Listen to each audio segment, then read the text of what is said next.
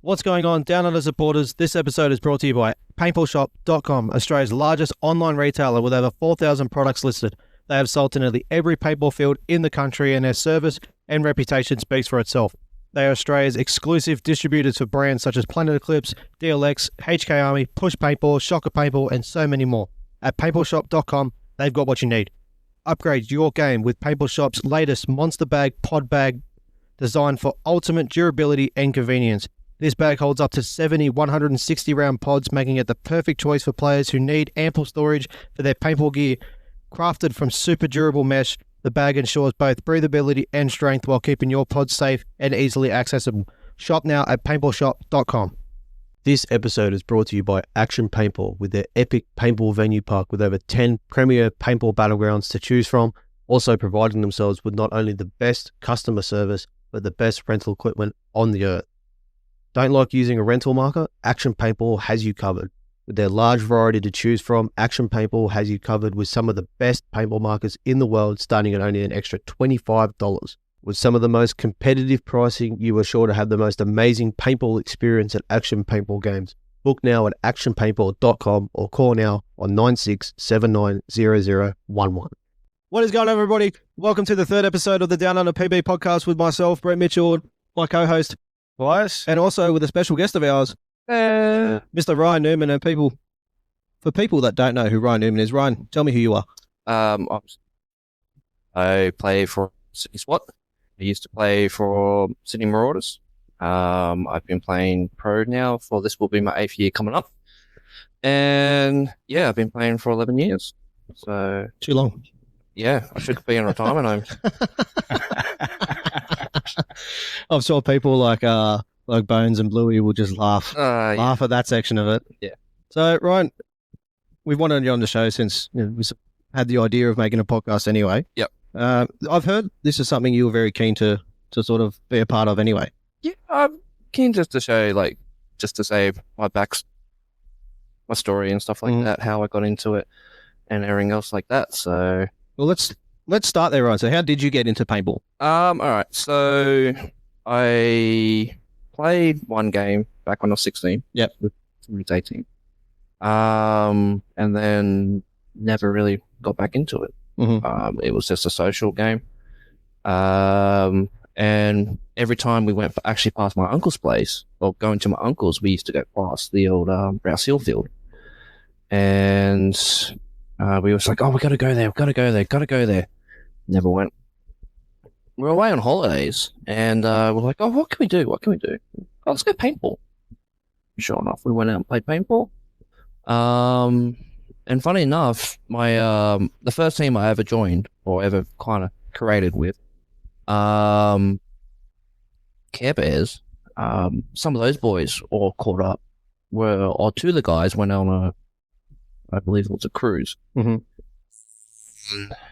They met up with a couple guys that were on there, and they were actually starting to do Total War, and stuff like that. So they got into it, and then I think February or something, went up and did a night game at Hunter Valley. Yep, that was fun, but also very much a shit show. Shit show. Well, when you're playing night and you have green and yellow glow sticks attached to you? Yeah. But one team's green, one team's yellow. And from afar, you can't really tell. You wouldn't be able to tell the difference between green and yellow Exactly. yet. So you're shooting your teammates, right? So you're like, what team you are? Green. No, you're not. Yeah, I am. Bang. I'm green. Oh, shit. You're like, shoot. Sorry.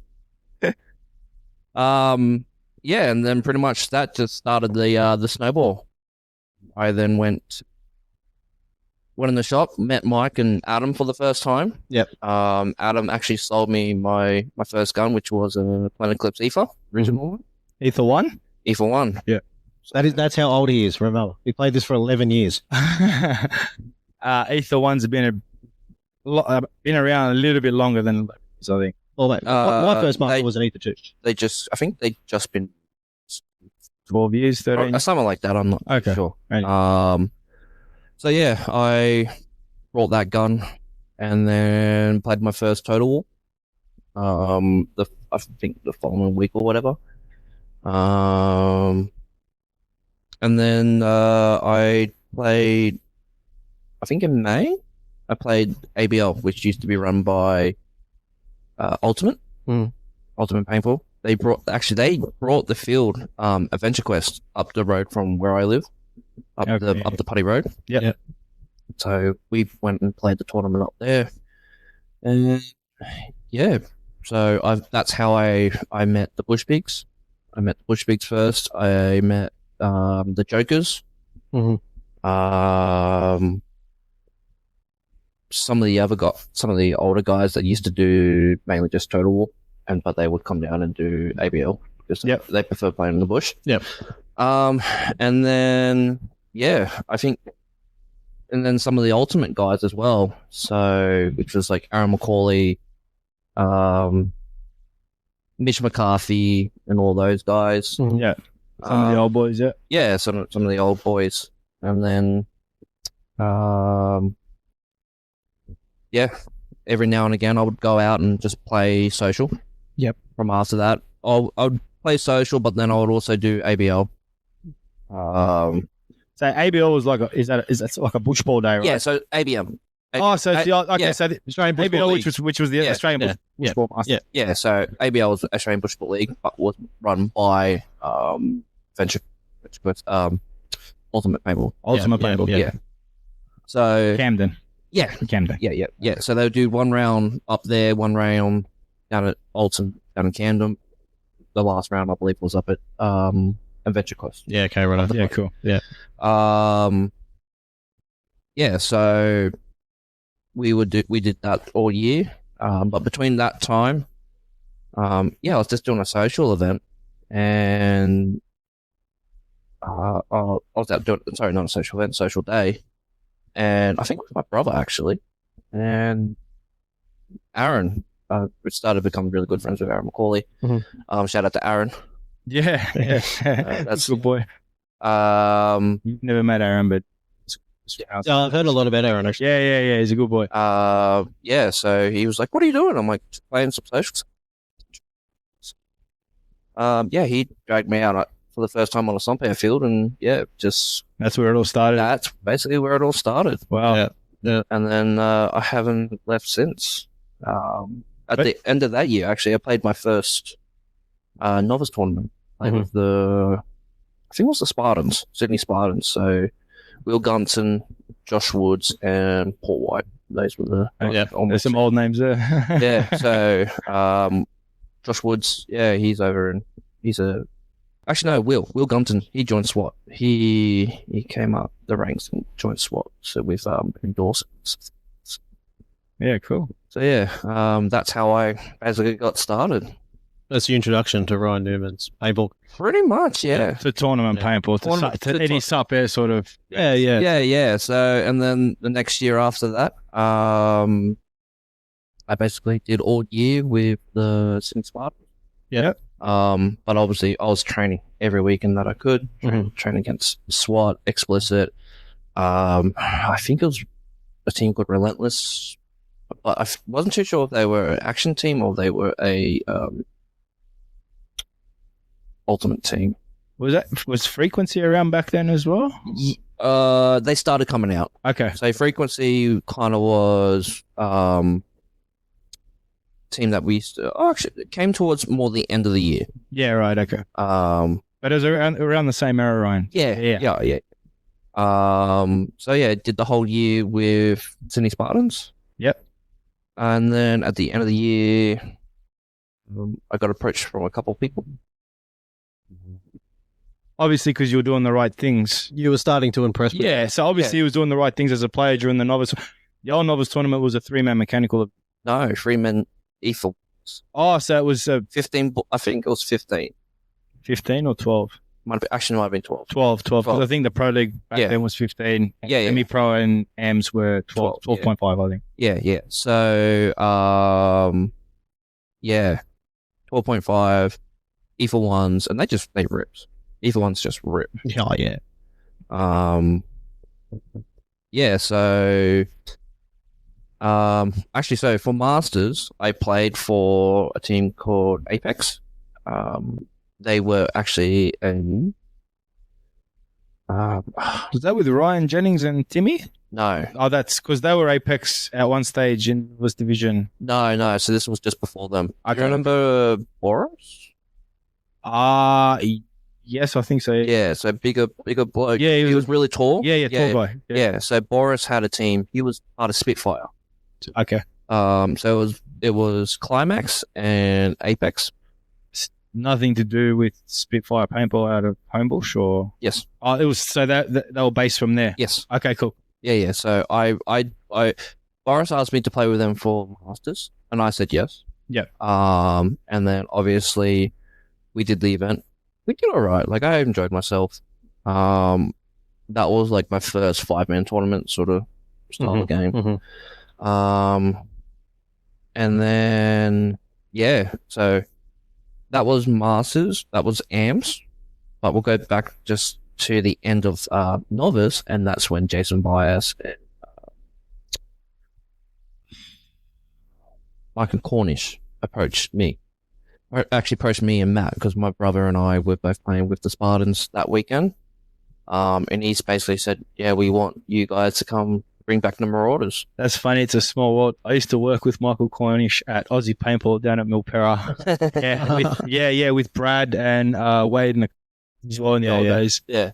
Michael's a good player. Yeah, so they obviously approached us. I was already approached by a couple teams, obviously Apex, and then a team called Unity, I believe the team was called. Yep. And they were definitely they were based out of Ultimate. Yeah. They were in Camden. They were an Ultimate team. So, I basically said, well, they've approached me first, and I'm going to do the right thing and just see what happens there. Waited.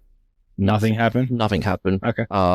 And then also too, I basically got told you have to play with your brother. You can't. It's no surprise that nothing happened, because some paintball teams, they start off and they're all piss and moan and they're like, yeah, and then you just watch them come off the rails. Yeah. Before it even kicks off. So.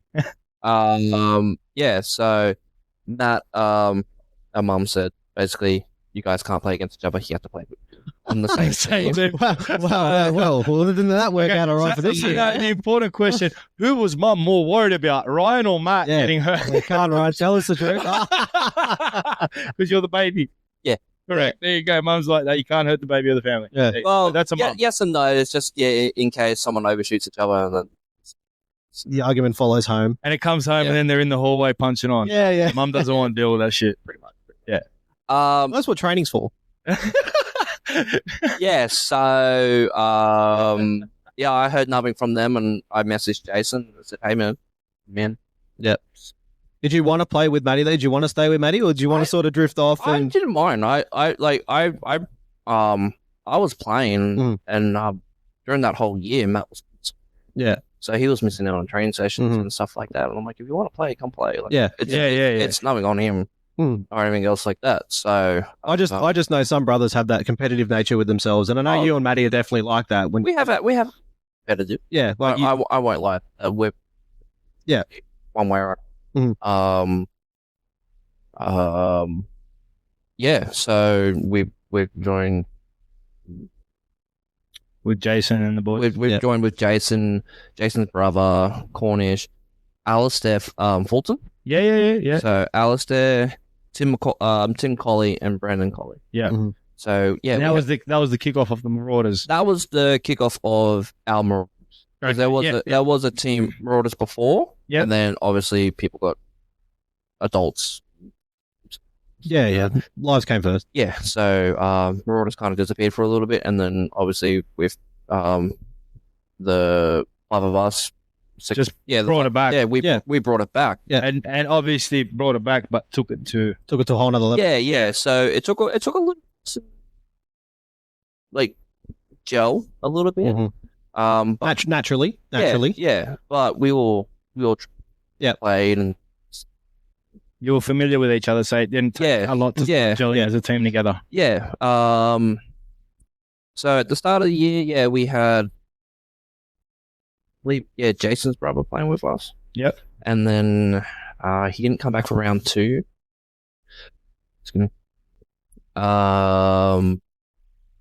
Then I believe Cornish, I think, came, had something come for round 3. He had a kid, didn't he? Or something? No, I don't know. Something, I can't remember exactly what happened. It's a long time ago. Yeah. Well, it is. Like this is close to a decade ago. Yeah. But Oh yeah. Like, you know, like, because this is all Close through to- AMS, isn't it? This is where you guys. this is when basically Super Sevens tried the NXL sort of format. with with the coaching. No, Or was it? Yes, it was yes, coaching. with They coaching. kicked off with coaching. and they yes, stopped because we had the Champions Challenges. So we had Pro. Yep. Then we had Champions, Challengers, Semi-Pro. Mhm. So they didn't have the AMS. Basically, all the AMS teams got put up to, Okay. Right. and then whoever decided to be the Challengers, were in the Challengers division. But Mhm. they were, I believe, they were still they were in our division. But They'll shoot the same rate. but they were in a different competition. Yeah. Obviously. Yeah. And then Pros champions. Yeah. That was the divisions back then. Yeah. Yeah. Well, that was for 1 year, and then everything was 10.5.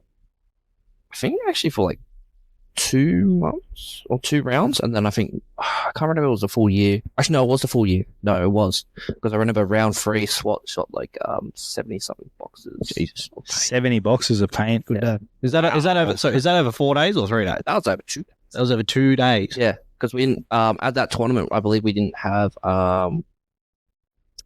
tournament paint. We had Berserk. So during that year, actually, I was training with the Envious boys, Oh, with Carl. Carl, Ben, J-Rad, and Robber. Yeah. So because Jake Spencer, he was the 5th one at the time in Sydney.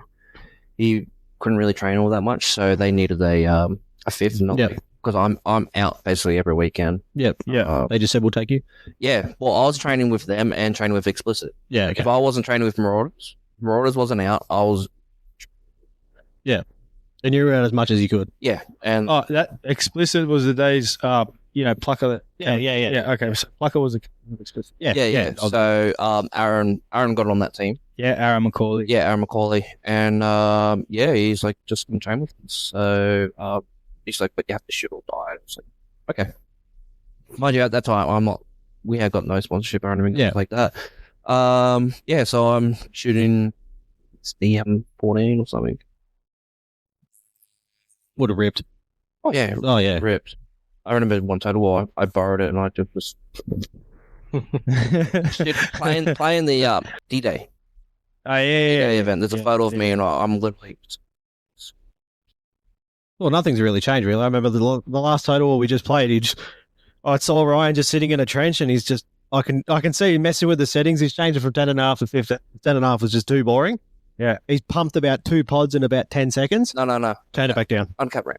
Oh, uncut ramp was. That's even faster. Yeah, and then, You think he's it's 25, dumped about let's 2 pods in about 10 seconds, and I just see him change it back down. He goes, "Yeah, no, just shooting way too much." Man, he's like, "Yeah, no, thank you."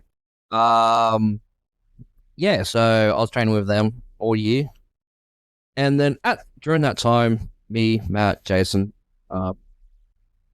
Alistair, and Tim and Brandon, we're playing. We're growing as a team. Everything else like that. As we're growing, we're just as I'm pro guys, I'm bringing guys. Yeah. And raising them up and helping them. I felt like, and then we did a day. I think it was SWAT was playing Frequency, or Frequency were doing their own thing. Yep. And we were like, okay, fine, we'll go do our own thing. We walked off to where Palatown was. Yep. So that used to be Field 3. Yeah. So that Rouse Hill. The old- yeah, so that had bunkers on it. And we just ended up doing like 3v3s and stuff like that, and just drills, and Yeah. don't know what happened, but it just clicked. we all just started actually playing really, really well. Yep. And it just grew from there. And that was kind of the kick up the arse, or the start of the motor of the Marauders, in the next year. Yeah. So coming up to Masters, we played relatively. We got third in that event, so we were stoked over that. Yeah, of course. we were made in season, sort of. You get third place. You're going to be happy. We were just scraping out of finals, like we were back coming up pro and stuff like that. So yeah, we just missing out. And obviously we broke the glass ceiling, and then that just started basically the following year. You just went on to dominate the following season, didn't you? Pretty much, yeah. You just won like 4 events in a row. We won 3 that year. Yeah. Yeah, so we won the round 1, round 2. We lost round 3 to Syndicate. The Syndicate were training with SWAT at the time. Yeah. That had Jeremy, Jacker. So that was the old Syndicate boys before they all moved on to SWAT. Yeah, pretty much. Yeah, okay.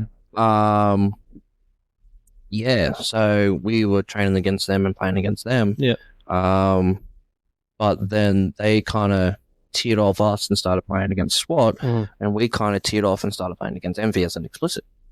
Yeah. At the time. Going against the 3 best pro teams. Pretty much. As 2 of the top semi-pro teams. Well, MVS and SWAT were the 2 top teams. Yeah.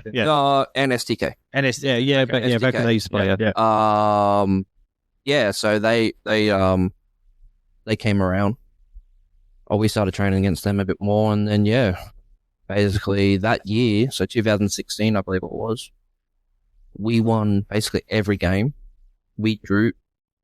The only thing that we didn't do, we lost 2 games. Yep. We lost the final. Yep. In round 3 to Syndicate, and we lost our first game at Masters against 187. Yeah. So, and then after that, obviously, we drew a few times, so we had all wins, 2 losses, and 5 draws. That's a pretty good record. I just think that's unacceptable at this point. Ryan's sitting here saying, Ryan's just sitting here like, the attitude coming from this bloke's just like, just wasn't good enough. Unacceptable, Ryan. We just should have won every game. The way he's just said that, we should have just won every game. Well, I mean, yes and no. Like, in a sense, we could have won it. Yep. But at the end of the day, it's like anything. You can't win everything. Situations happen. Yep. It's very hard to get a roll on for the season, man. It's very hard to just kick off your season, win round 1, win round 2, and keep that momentum. But also too, what happened, right? They took us from the bottom field, so semi-pro field, up to the pro field for finals. Okay, so Brent, the old semi-pro field was flat. He's flat, and then the top one had an angle. Pro field had a little bit of an angle. But the angle was like this. Yeah, but the angles from the bottom field to the top field changed. They're all massive. Yeah. You'd play your event. You could have a bounce shot here, but not a bounce shot there. No, that's right. Yeah. And a shot you had on the semi-pro field, you might that angle might not be there on the pro field. And vice versa. There might not be a shot on the semi-pro field, but there's a shot there on the pro field. Yeah. Stuff like that happens. All right. Yeah. So that kind of like we obviously played the field, but it was a little bit different on the stars. Yeah, of course. Like that. Yeah. We took out that season. We were happy, and then the following season we jumped up to pro, and basically from there, from 2017 to I was a Marauder. Well, actually, from 2015 to 2022, I was a Marauder. But from 2017 is the pro season. 2017 to 2022. I was pro with them. So it was a solid 5 years. Yeah, solid 5 years. First season, again, like just scratching. I was about to ask you, how was that 5 years? That was actually, it was really good, actually. So the first season, obviously, semi-pro team jumping up the pro. Big. Yeah, it's a big step. It's a big step. In the old days, it was. It would have been huge because you were going from 12.5 to 15. Right. Yeah, that was one of the jumps. But it's also too the level of player. The level of play back then is a lot. Was a lot massive. different. Compared to now, like it's still there. It's not as high Yeah. difference now as what It's back in the old days. it's not so hugely spread. There's not 15 pro teams battling out to get a spot on the 10. Yeah, but your step now is not such a dramatic thing because everyone's playing the same BPS rate now at the moment, right? Yeah. So then the old days you were going from 12.5 to 15, and then also the caliber of player was a little bit higher than what comparing now, right? So you made that jump. You went from being like the top team in semi-pro to like the bottom team, and you had to start working your way back up the division. The thing right with that is we were training against pro teams already. Yeah, so which you would have done during and that's every the training. main thing a lot with a lot of these younger teams nowadays. They don't want to play pro teams. No, that's right. And if you don't want to play pro teams, you're not going to get better. I was out every weekend the first time I started playing, and I was getting my ass whooped by SWAT, by explicit. And that's I say this to everyone, and I've said it to you guys too. I remember when I first started playing. Train against everyone. It doesn't matter who it is, what they are, or what they do. Just train. Come out, go on the field, get out there, and show people what you can do, because you don't know who's watching. And that's the main thing. You need to see who's what. You need to show what you can have and you can bring, so you can then deliver. And then if you need help with extra stuff, there's someone there to help you. Yeah, that's right. Yeah. You know, there's always and that's the thing I try to emphasize with a lot of these young players coming up. It's like, just train, come out, don't wait in the pits, don't wait for people to walk off the field. If you're on the field, if you're ready, go. First 5 at the gate. Don't wait for an invitation. If you're 5 are ready to go and the game's finished on the field, walk out, get ready. Doesn't matter who jumps on the other side. 100%. If you get a pro team, like Ryan was saying, you want to get better, right, as a player, and you want to keep moving forward. You keep training against the same level of player, you're not going to push forward. So that's right. You've got to push your boundaries to become a better player. And that's it. And I've noticed of late, like, there's really not, like, there's kids who are keen, and I love seeing it, and I hope it keeps growing the way that it is. But for people that want to come up to pro, like, they just need to bite the bullet, play pro team. Like, I think it was on it, the Cannon guys. It came out last week. OG boys playing against basically Envious. Envious. Last week was OG boys, try it and see. Boys were out there. I think the Vikings came out. The Immortals Immortals were there as well. But the Envious boys were all out as well. Yeah, but it was the OG boys, and try and see it. Like, they were playing. Envious. Try and see a brand new team. Like 2 speedball itself. They don't even have a speedball field they train at locally. It's just a bunch of barriers that you use like you see on the freeway. And they're going up against Envious because they don't care. They're here to train, and they came all the way up to Richmond. They came all the way up to Hawkesbury to train, not to sit there, not to have a cup of tea, not to have a chat. No, they kept taking the field, which was like they came out, they had their yarn in the morning, and we're back. And we're back. A bit of technical difficulties. We have a massive thunderstorm above us, so it's just dead set affecting everything. So Ryan, you were saying. Just the try and see it boys and the OG boys, that's really cool to see them coming out and just training against pro teams. It reminds you of the old days, bro. Pretty much, I mean, look at bitching. Okay, so for the first weekend of training, you've got 5-6 teams out there.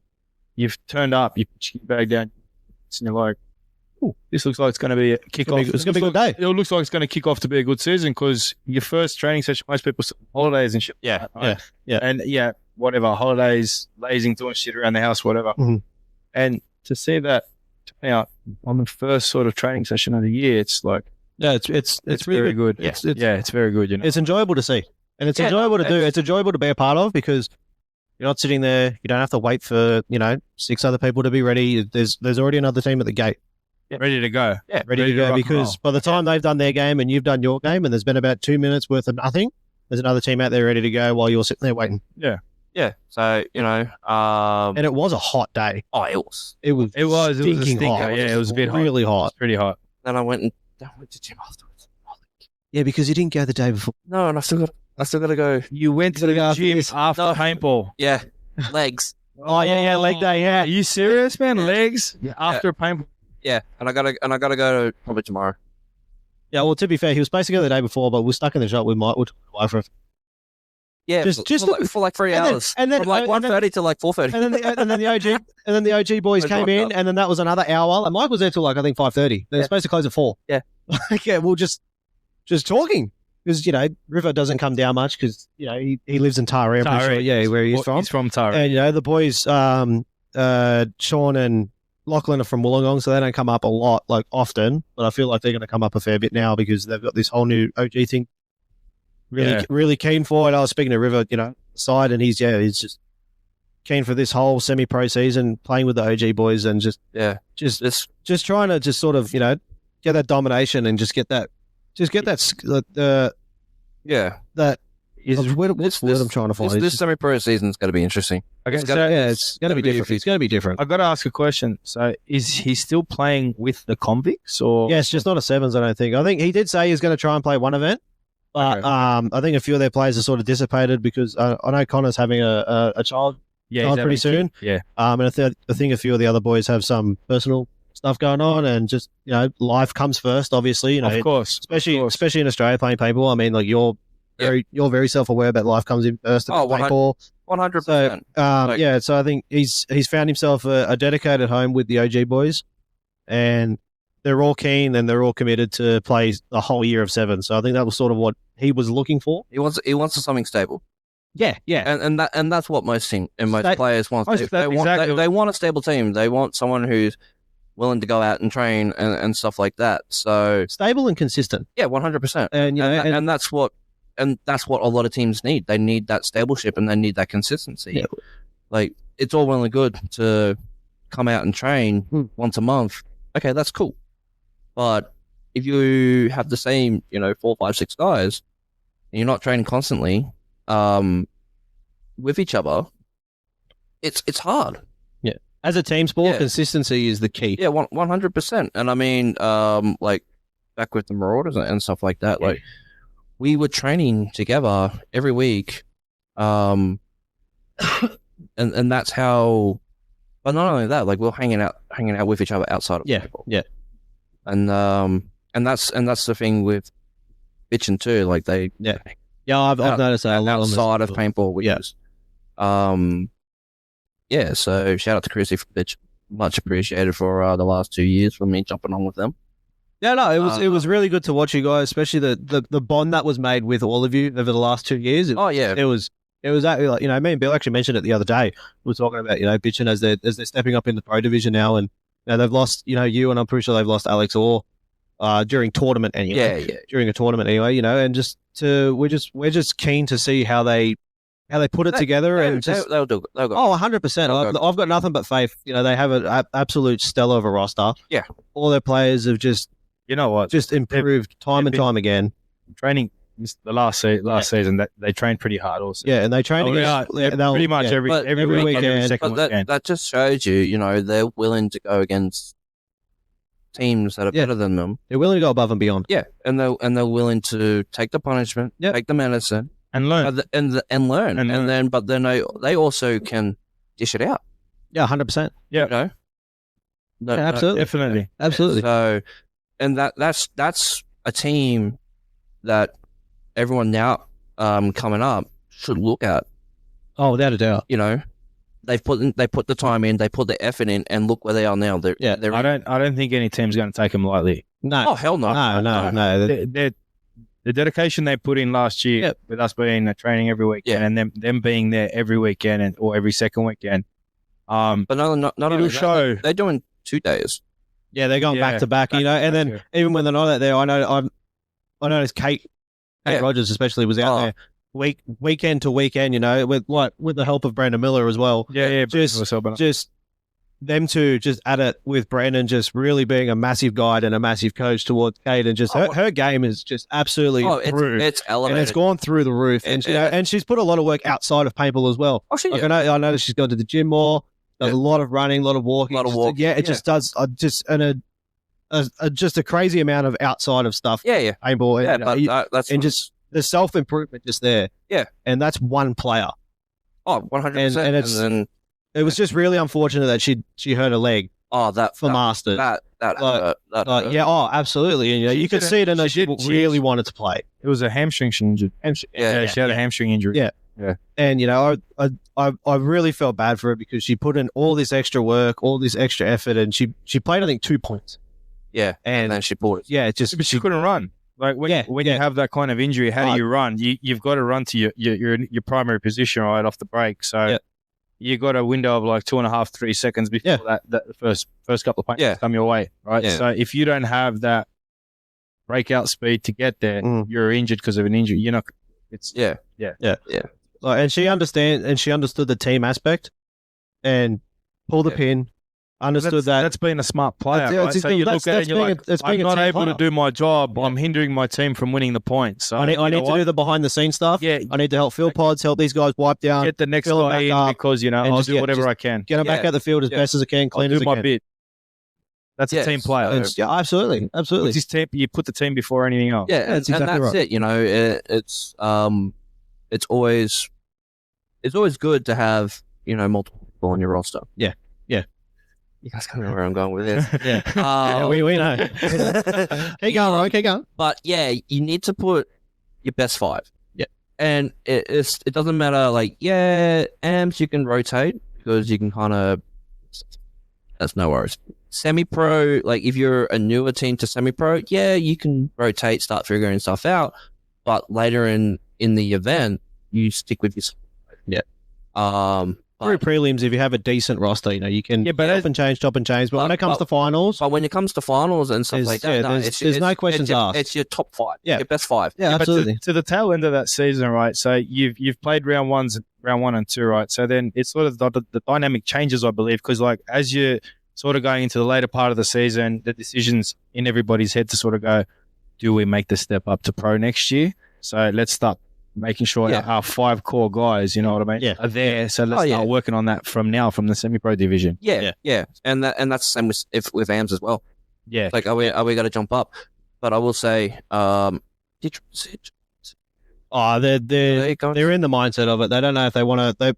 When I spoke to them on Sunday, they want to do 2 rounds at AMS and then go up to semi. That's what they said to me. And I straight up said no. Everybody was straight up to them. Like all the OG boys, all of us, even the Vikings that were there. They're just like, they're good enough to play semi-pro. They are. They took it to MDS. But I'm saying they're at that level. Yeah, absolutely. Why hinder yourself in a lower division? I don't see a point in playing a division you get no reward in.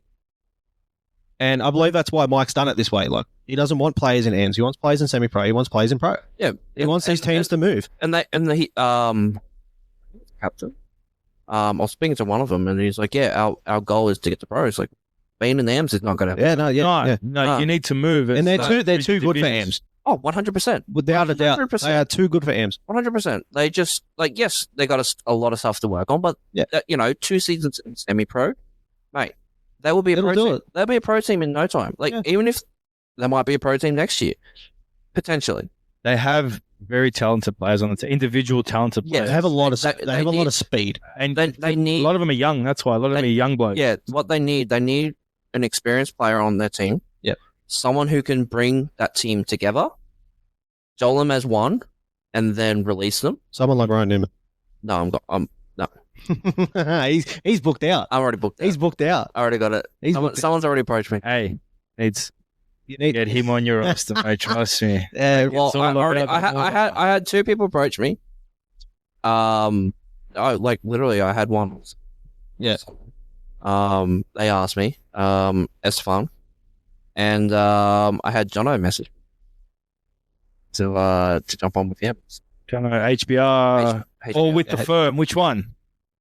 Well, you're gonna have to work that one out. He's going with the firm. Wait and find out. Yeah, he's going with the firm. You can't play AMS, mate. You're a pro-ranked player, so you'll be playing with the firm. Yeah, I'm playing with the firm. Woo! Yeah, no, good job. It'll be a fun season with them. Oh, 100%. It'll be a fun season. I love playing with Jono. Me and Jono together like two peas on the pod. You two are absolute maniacs. Seriously, Jono poses at the camera, and you just do you.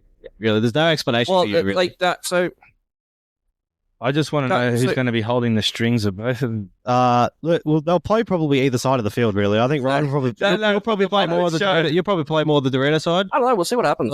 because I noticed that, especially with the 2024 Trying to get season. insight on your own. Yeah, I know, yeah. Info. Especially with like the 2024 season with SWAT. Like I noticed you played mainly Dorito end. Yeah. Obviously there could be a shift up with stuff. I know. I think Ryan Jack is returning I believe so. in 2025. So is Alex Orr, I believe. Alex should be back. So right now, Mhm. Jack should be back. We should have Alex. But yeah, I mean, we picked up Mo, obviously. Yeah. Mo, Rumor has it maybe he's picked up Justin Cornell, or is it just Hawaiian maybe? Or is that just a rumor? That might be a rumor. Okay. As far as I don't know. It's what I hear. As far as I know, I have no idea. No, I haven't been told. I'm just at the moment on the lower part of the totem pole. Maybe it's all the players talking shit at Probably. probably. There's a lot of that. no, we maybe comes. we were getting half. Apparently, the Assassins were getting half of the fucking Houston Heat roster. Yeah. So we had 2019 running. 2020 is the year that we actually won our first pro event. That was round one. It was round one. Round one. And then we were a bit up and down the rest of the year. Oh, really? Yeah. 2020. Yeah. No. 2019. Oh, 19. I was gonna say because 20 we only played round one. Round one. Yeah. COVID. Yeah. Fucked it. But at Masters 2019, that's when we got Dimitri Ninos over. Yeah. He would have been fun. Oh, he was great. Yeah, he was great. He's a gun player. But we almost got Mishka. Yeah, you guys were the closest team, and I think Australian paintball to get a Russian. Yeah, not just not just Mishka yourself. The only reason why he didn't come is because he said that he was playing over in Asia with ATM. Okay, so for people that don't know, to get one of these Ruskies out to Australia, it requires a lot of dollars. It's not so much a lot of dollars; it's the process of going. Like it's a big process, but and you want to know? I think Ronnie paid was that.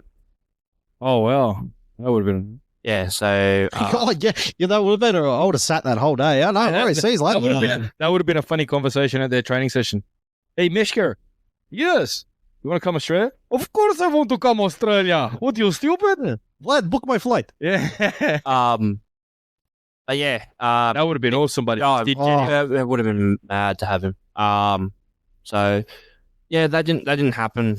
So Ronnie went to Jesse Stevens. Yep. And said, "Hey, do you want to come over?" And was he playing for X Factor back then? Yeah. And then he's waiting. I think he wanted to go with SWAT. Oh, okay. He's got to go play with SWAT. But that didn't happen. My next phone call would have been Clint Johnson. And then and then Ronnie messaged. Why? So he can shoot back of the head 10 times? Why, mate? I love. I think he's awesome, and then mate. Ronnie messaged Dimitri, and Dimitri was like, "Sure." Yeah, sure. And then literally, so casual. Yeah, but they're guys. You want to go halfway across the world? I think it was at World Cup that they messaged. And then Jesse found out. It's like, "Oh, can I come now?" And Ronnie was like, "Too late." Too late, man. Too late, bro. I've already booked in Dimitri. Yeah, so because he didn't get the phone call, did he? I don't know. Either that or you wanted too much. I don't know. I think it was that. Wanted too much. Mishka wanted. No. Stevens. Jesse Stevens. Yeah, okay. I think I'm not 100% sure what happened there. Oh, we'll never know. That's a private conversation. Why not go Colt Roberts? Then the 2020 season happened. Well, sort of happened. One round happened. 2020, and then COVID hit. Yeah, we got 2021. We did one round again. 2022. 2022 it kicked off. We did 3 rounds because we didn't. He didn't do round one, hey? No, there was still round one. There was still fucking right. Yeah. And then because round 2, that's when I got flooded in. I think. Yeah, I think so. Yeah, because but that was when the field was still grass. No. That's when it was Afro. Astro. Astro. It's the mic. It's still broken. Yeah. Yeah, because I think round 1 was still dirt. So then we played round 1 I think we did. in 2022 because that was. I think we did. No, do not mention. Yeah, he Mud hates round, it. man. I don't need to hear it. As soon as anyone says anything about the mud round, I he's walk like, away. He's said it so many times. I hate all right, did you cook any beer? No, at all. So you got away with and that's a Lux, and that's a Lux, and that's a Lux. All right, anybody who says Lux is crap and they fry it, bro, go back, watch the highlights video. Watch Jason Bias. I think this was actually the 2019. 19. Yeah. Oh no, the 2021. Yep. You see Jason, it just dives and just submerges in mud. Yeah. And he can't see anything out of the KLRs. Oh, Like he went swimming. I've got pictures of us from that round. I'm kneeling down behind one of the Doritos, and you literally can't see the bottom part of my leg. He's half his leg's gone. Yeah. So Well, you watch Wade dive into a pile of mud and then just I disappears. slid into the Doritos, and you can see like it looks like a wave from the beach just come up. Or Marty did an old man slip. Oh, Marty fell flat on his ass. Oh, bro, you seen that? He was running and he's just slipped. I'll show you later. There's a video of us. Oh man, it was hilarious. He's hightailing it to the corner to get to Dorito. yeah, and both his feet have just It's like he slipped over a banana peel. Bang. It's just gone. straight to the corner. You can hear the camera guy laughing. I think you've seen it. I've done that. Oh, I've slipped on my ass. Oh, who hasn't? Who of us here has? Man, I got put on my ass in semi-pro, just Masters when I was playing for the Vikings. I was in the Dorito, and I kind of lost my balance as I got hit. I don't remember if it was Jordan Bradshaw from the Assassins or if it was young Ethan. Just shot me about 5 times, and square in the throat. And I was already off balance, and I just dropped like a sack of potatoes, man. And then I just see Gaddy legging it over. He's going, man, you're right. Good, man. I get back into the pits. I'm like, man, I need to sit down. Like, just hold on a second. Yeah. Sven's just looked at me and goes, yeah, I ain't got time to sit down. Get the hell back out there. And I'm like, oh. Yeah. So yeah, and then obviously the 2022 season happened. Yep. And then at the end of that, I decided to leave. Yep. Marauders. Mm-hmm. And just take a basically hiatus for the year. Yep. But I was going to come back for that Masters. Yep. Okay, fair enough. Just to play again, just to get my pro ranking basically. But I just wanted to go back out and just play. Yeah. Because for the last couple of years and stuff like that, it felt like a job. Like I just wanted to go out and just have fun. But you'll agree, it is one of the hardest. Oh shit, yeah. I don't think it's more the time, money, and shit that you invest in it. I think it's like the brotherhood and it's the friendship and the friendship and the people that are there. The shit talking, and the all that stuff, that sort of shit. That's what you miss the most. But it is one of the hardest sports I've found. It is one of the hardest. Yeah. Oh yeah, without a doubt. I bet you would. Yeah. So I walked away basically from Marauders, and then went to training and stuff like that. I was gonna jump on with one of the Wicked semi-pro teams. Yeah. But because Wade was technically ranked pro at the time, there was controversy. Oh yeah, he's good. Play together. That whole bravado happened. Yeah. There's more to it, but you ended up playing with Bitch in that. Yeah. So and then Christy approached me and said, "Come play with Bitch." Sure. I was like, and then I went and spoke with Mike, and Mike was basically, you can't play. You and Wade can't play together. So I was like, all right. Well, I messaged Wade and just said, hey man, I'm gonna walk away. I'm gonna go play with Bitchin for this with semi-pro this round, and then we'll just see what happens. And then basically, I probably had one of the most funnest chillers of all time. And you look like you were having fun out there. Oh, yeah. I was just doing my thing, and you could, if you hear me if you're in the pits and you hear me laughing and giggling and everything else like that, you know Ryan's having a good time. You know you're having fun. I'm having fun, and I'm in basically. I'm also locked in. Yeah. So, I was just giggling. That I remember.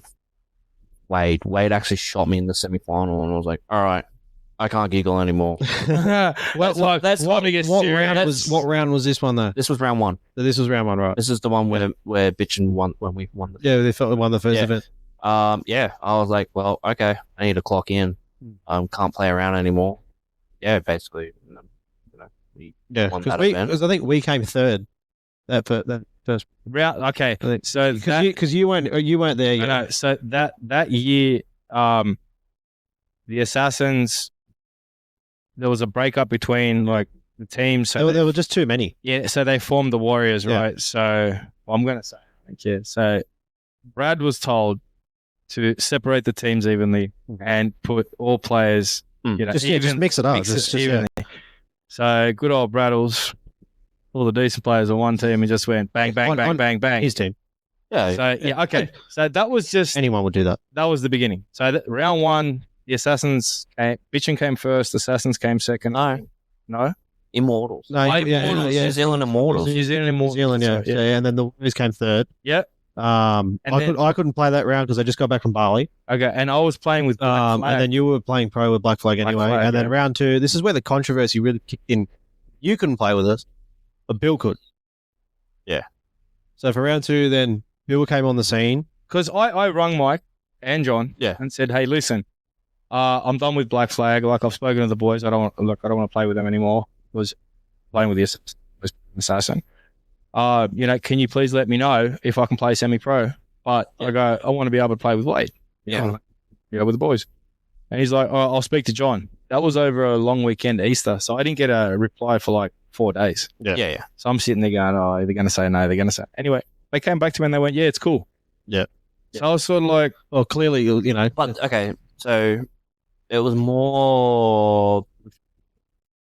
Right. Yeah, right. They were pushing because I think it was the AMS event. Yeah. Okay. And I was talking shit to Gally. Yeah. Like, they can't. Actually, I think I was training or something. Something happened, and then and that's basically what. Okay. But there was a big controversy, like with obviously everybody who knew there was a big controversy on Wade's ranking because they didn't have the full story. But he'd only played a round in one season, and I believe back then the rules are you had to play 2 consecutive rounds in a season to get a pro rank. Yeah, the story I think that's been changed now. Like I don't know. No, as far as I know, so if you play pro in round 3, say last year, right? Yeah. This year, right? You're ranked pro. Yeah, I think that's what I think's been within changed. a 12-month period. Play 2 rounds. Yeah. So if you play Masters and then Masters, you're a pro player. But I think the old days, you could play like Masters at the end of the year and then play first event. Correct me if I'm wrong, I don't know. But you could play round 1 and it didn't count because it's 2 separate. So you had to actually play 2 consecutive. I think that was the old rules, like in 2019. No, it's always been 12. I believe it's always been. Okay, yeah, righto. But no, like my understanding of the situation with Wade's ranking was he played with Black Flag once. Yeah. And then sort of left for whatever reason. He only played one round. And then I believe the next time he played pro was a favour to Mike. Yeah, so and Mike said he wouldn't count his rank. Well, obviously that's a private conversation, so nobody's actually going to know the details of it. I was the pro rank player, and he was the ranked to semi. He was still semi-pro rank. That's what I was told. Yeah, but that was the story. I don't know. But then I came in round 2. Yeah. Well, I came back into round 2 because I was in Bali. I was originally supposed to play AMS. Yeah. And then I went to Bali during that weekend, and then Colby Keem just said, "Hey, just play for us." Yeah. So I was like, "Screw it, I'll just skip AMS and just play semi-pro." Yeah. And then round 2, we had a pretty successful round. That's when Alex came. Alex James. This is where the controversy sort of hit because you had an internationally ranked decent player, and then you had Bill, and then you had Wade, and then we're sitting there thinking, well, why couldn't we have Ryan Newman? Yeah. We just had 2 get allowed, but 1 couldn't. Anyway, that's ancient history. Like Ryan said before, let's not go down that. That's ancient history. That's 2 years ago. Yeah, it's history. So that's ancient history. Yeah. And then so then we had a pretty successful round 2. Yep. I think we come first, didn't we? We won round 2. Yeah, we came first round 2. Round 3, let's just skip that one. Yeah, we had a shocker. We came 6th. Oh, so did we. We just had a absolute. Who won that one? Singapore. Outlaws. Oh, yeah, that's right. Yeah, because we played them in finals round 2. And we beat them. They flogged us in prelims. They flogged us too. They flogged us 3-0. They 3-0. They did the same thing to us. But then we went 3-0 up in the final. No, 2, and then they scored another point. And we ran out of time. But it was 3-1, I think, the end. Was it 3-1? Oh, we might have scored a last minute point then. We scored. Yeah, they whipped our butts in about 4 minutes. Oh yeah, in the prelim. They just. And then they came over round 3, and they whooped our ass. And They won at round 3. Yeah, they won round 3. They won at round 3. yeah, and then they didn't go for Masters. No. We won Masters with Warriors. Yeah, because you got, because you got that wasn't really a breeze either. Like that was a hard event. That was a good event. I liked that event. Yeah, it was hard. That was a good one. Hard event to play. Yeah, so I did the year with Bitchin, and then SWAT had some injuries. Yeah, towards the tail end of the year, Alex with his knee, Jacko with his hips. Yeah. And then they were just low on bodies, and they just said, "Do you want to jump on?" I was like, "Well, I need to get my pro rating, so yeah, sure, why not?" Yeah, exactly. Yeah, and that was a good event for us. For me too. That really just, I was like, yeah, this is decent, and I enjoyed myself. Yeah, I won't lie. It's just unfortunate that we missed out on the win. Yeah, by 2 seconds. Yeah, by 2 seconds. I know. That's all right. That was a really good finals game. It was a really fun game. Really good. But yeah, if we won that. Yeah. Jono was like, if Ryan SWAT wins, is Ryan getting a ring? Michael's like, yeah. Oh, what the? I want to play for SWAT. But yeah, and then last year, Jacko was messaging me and everything else like that, and like, yeah, we really want you on the team and stuff like that. And I was like, yeah, you know what, might as well come back to a pro team. And well, he had a successful run there, so why wouldn't you go back in? Well, plus he played New Zealand as well. Yeah, so joined SWAT last year and playing with them again this year. Just having lots of fun. With SWAT and bitching and everything else like that. So we'll see what happens. What happens from there on in? So I wanted to, with this new format coming in, it's going to be interesting. I just we're in the same boat with that, but let's not get that's a deep kettle we can dive into, but let's not. That. But I wanted to jump on the SWAT chat and the new look for sevens chat. Like, did you see yourself playing for SWAT for the remainder of your pro career that you're looking for? I know you're looking for 10 years. Yeah. I mean, we'll see what happens. Yeah. Paintball is this game. Mm-hmm. Yeah. You just never know what's going to happen. I might hurt myself. Yeah. Let's touch touch on wood and stuff like that. But at this point in time, yes. Yeah. SWAT is currently going to be my home for the majority of the future. Yeah. Whether something else comes up and I can go somewhere else potentially, we'll see what happens. But yeah, at the moment I'm pretty happy with SWAT. Yep. I'm happy with that. I know for a while that they were trying to get me to jump ship and come over. Yeah. But yeah. It's obviously, it's pretty early to say, but is SWAT just playing sevens this year? Are you guys expanding out and playing van? I don't know. I know there's talk. Mike wants us to. Yep. But I also. Yeah, of course. You got your own life. You want to do the things you want to do as well. I want to go do my own things. I want to go overseas. I want. Scotland. Yeah. I want to go to. You want to travel? I want to travel. I want to see the world. Yeah. Well, why don't you come with us to the States in 26? Go this year. But what? World Cup? World Cup, whenever. I wouldn't Chicago. I wouldn't go this year at the moment. The way everything's going. I don't know. I'll see what happens. That US dollars just keeps dropping by the minute. If I sell my boat or my caravan, I'll see you. Have a good day. I'm going to Thailand, so I'll be coming with you. Oh yeah. See you later. Yeah. Well, I don't know. We'll see what happens. Mm-hmm. But there's talks.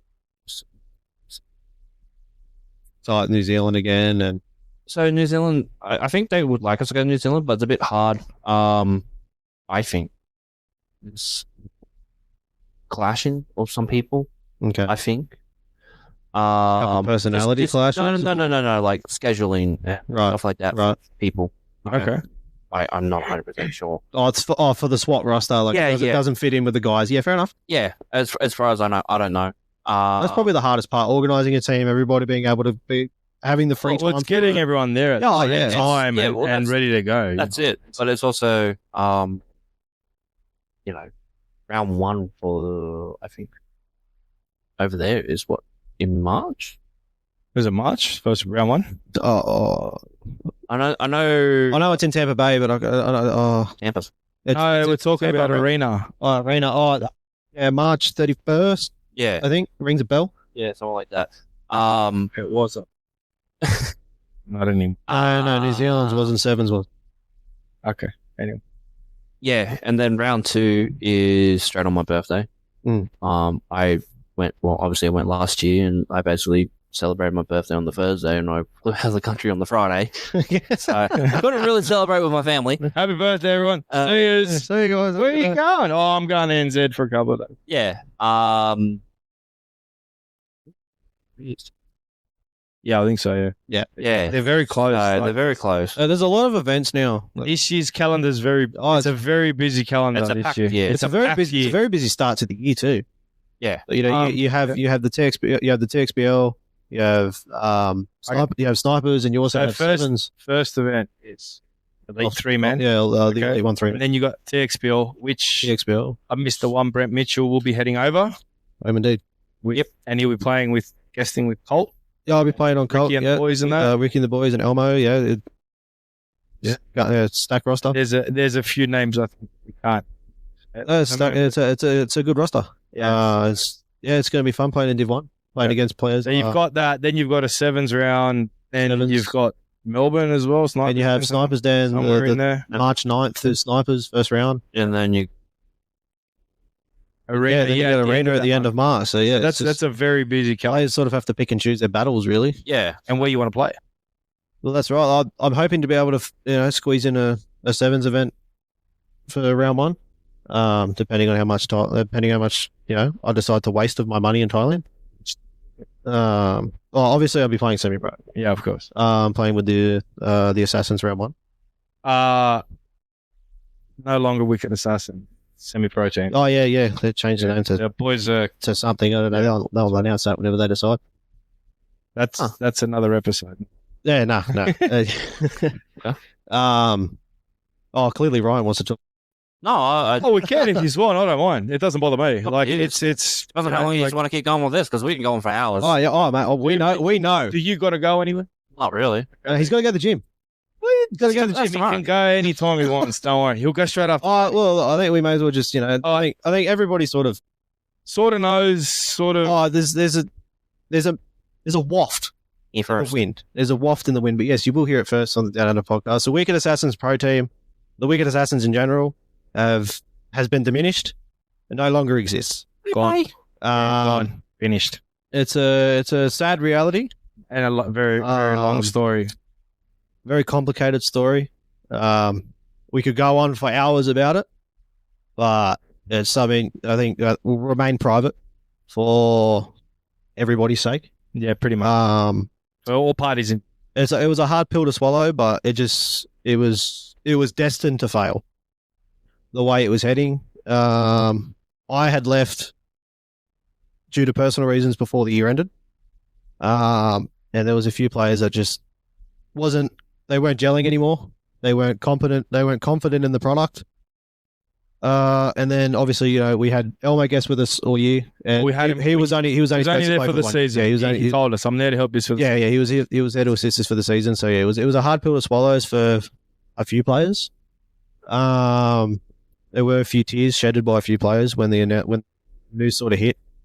So, but it does suck. You have this product and you have this team that's nearly 7 years. 7 years. Yeah. And you've developed people, you've brought people up, and you've made a name for yourselves in the Australian paintball. Yeah, of course. Look, it's and around the world because you've had Unger, come over your time with the Outlaws, but you still like you said, you're always an assassin. Yeah, that's right. Yeah. It does suck when you see a team that has a lot of potential. Yeah, which you guys did. You had heaps of potential. There was plenty of time to grow. Yeah, there was heaps to grow. It was just unfortunate that the product. Everyone had 2025 was kicking off for everyone. Everyone just had different ideas where they were at and what they were going to do. Like, and nobody's plan lined up. Well, the last conversation I had with Wade, he's sort of like, he was telling me his heart hadn't been and like there was talks of possibly passing the team on to me or one of the other boys, right? Which probably would have the smarter thing to probably do. Would have saved it in a way, because I've been part of it since the get go. So, but you know what? Everyone knows who plays paintball and is involved in this industry. It's a hard thing to just keep rolling it on every year. As Brent said before, there was a lot of in-house sort of stuff that wasn't sitting right with a few people. I myself personally pulled the plug because I'm sort of getting towards the end of my career, and there's a few opportunities out there that I haven't taken, and I don't want to be scratching my head later on after I've retired going, what if I should have. So I'm just gonna do it. And that's the thing where it's like when I pulled I left the Marauders. Yeah, it would have been a hard. It's a hard. Especially when you've been there a long time. Exactly, and especially a team that I've basically helped grow. Yeah, and I've came up with, and I've developed a lot of my craft with. Yeah. It's a lot of time, effort, money that you put into it as well. Yeah, 100%. It does suck when you see it. It just crumbles in front of you, and you're just like, fuck. What can you do? But again, the only reason why I left that squad was personal reasons. Yeah. More for myself. I needed a reset. There was a little bit of in-house shit. There was some stuff, but I'm not. I'm not asking you to. I'm just saying, but that doesn't help with the end result. Like it doesn't. Add to, it doesn't help you want to stay. No. It really helps you sort of go. Most of it was mainly just a lot of mental stuff for myself. Yeah. So, I walked away. And obviously, it probably was best decision. Yeah. At the time, myself. Yep. So some guys wouldn't have thought that. Some of your ex-teammates would have gone. So that some of them would have been disappointed. Some of them probably didn't give a shit, right? Yeah. But at that stage of your career, that was the right thing for you to do. Yeah. Some of the guys were probably at the beginnings of their careers or whatever, but sort of they'll understand later on as they get to. I already had noticed. I already had hinted at that. That's where you were heading. That's what I was already going to. Yeah. But I was already meant to be doing that a couple of years ago. Yeah. Back at end of 2018. Yeah. I was gonna. You're gonna travel. I've been wanting to travel for ages. Yeah. Something just keeps bringing you back. Well, it's not so much something keeps bringing me back. It's just stuff just happens. Yeah. It's called pain. Yeah, literally. And I can't. Sometimes I just can't. It's like you're addicted to. Yeah. It is, mate. What I said to you before, it's a hard sport to walk away from it. It is an addictive sport. Once you get the rush for it, you want to be there all the time. But it's also. Yeah. The wins are the best. Like they're so good. I will say last year was against Playing with Bitchin, round 3, playing against the Top Hat Jokers. Yeah, Jokers. Yeah. When it was just me and Bluey. Yeah. And it was the final. I think you clipped Ben Simpson off the break. Was it Carl? Yeah. It was Benny. I think it was Benny. I think Ben rings a bell. I think I remember the blue Adidas plates. Yeah, I think it was Ben. Yeah, he either made it to his primary or you clicked him off the break. Yeah. And I was reffing that event, and I just saw him walk off, and I went, "There's one." Yeah, but then they clapped one of you, one of the players of Fishing. I can't remember who it was. I think it might have been Jacob. No, I think it was Juju. Juju? Yeah, because Jacob wasn't playing with us at. Oh yeah, that's right. Yeah. Was it Ash? No, I think it was Juju. Was it Dorito side? Yeah. Yes. Because it came down to, I believe, me, Janice. I keep saying Jennings. Ryan Jennings. Yeah, so shout out to Ryan. Mad baller. 100%. Rhino.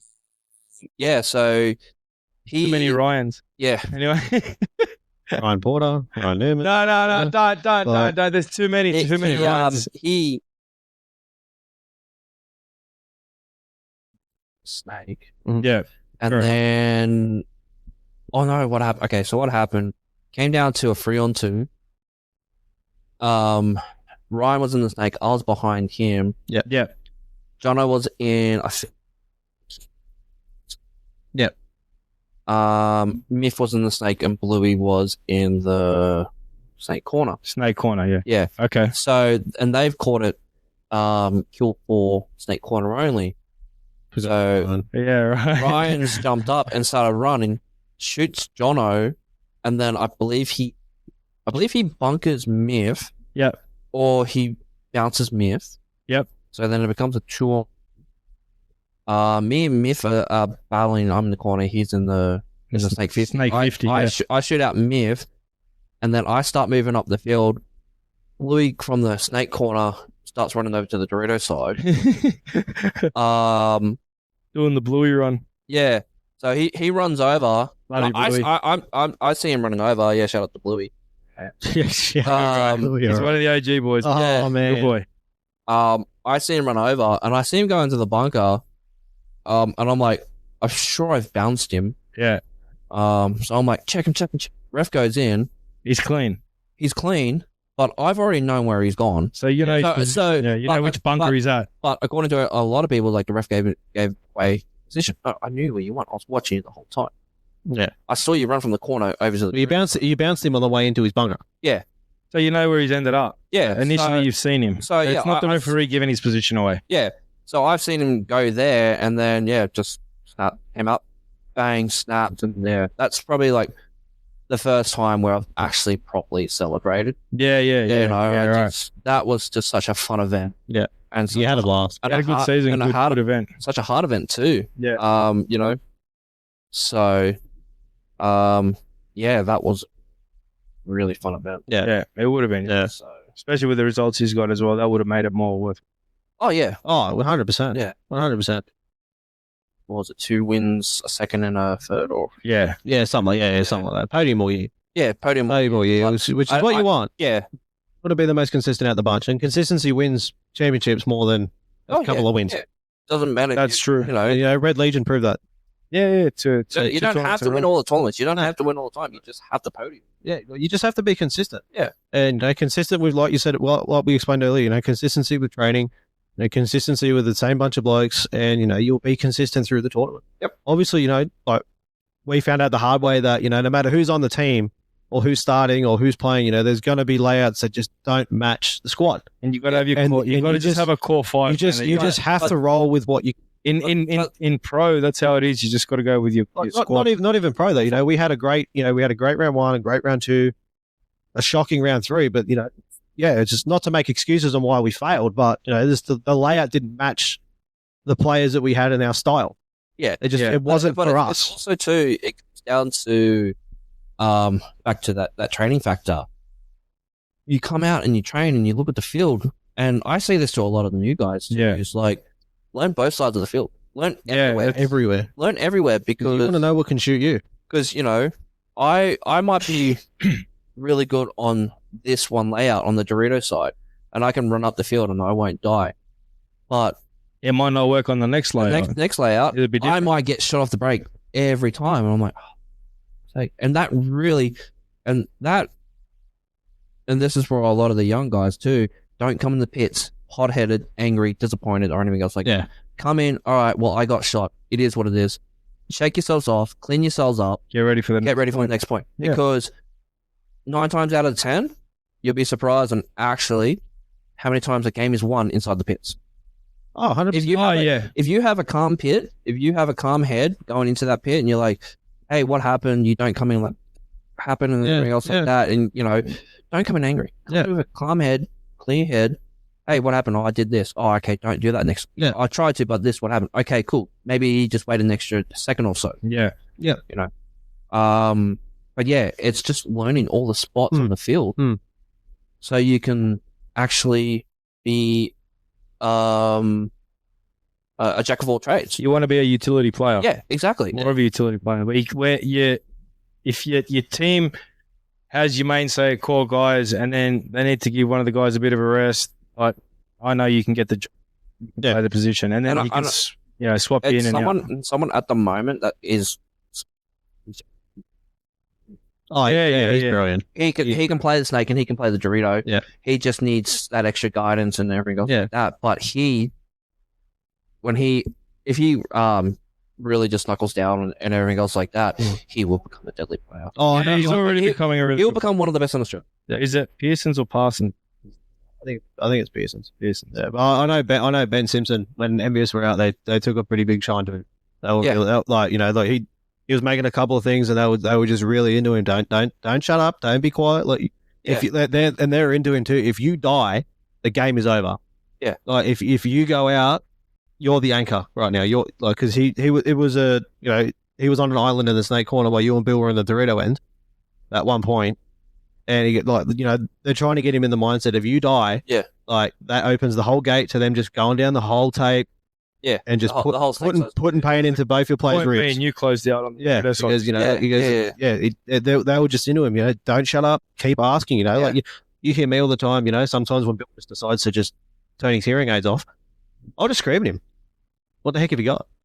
What? Even if it's just, even if it's just constantly saying the same crap. Like it's what I always tell, especially when I play, especially when I guest on an AMS or semi-pro team. I'll just keep saying, just keep flapping your gums with the same crap. Because if you're talking, yes and no. Because if you're constantly talking, you can't get information. Mm-hmm.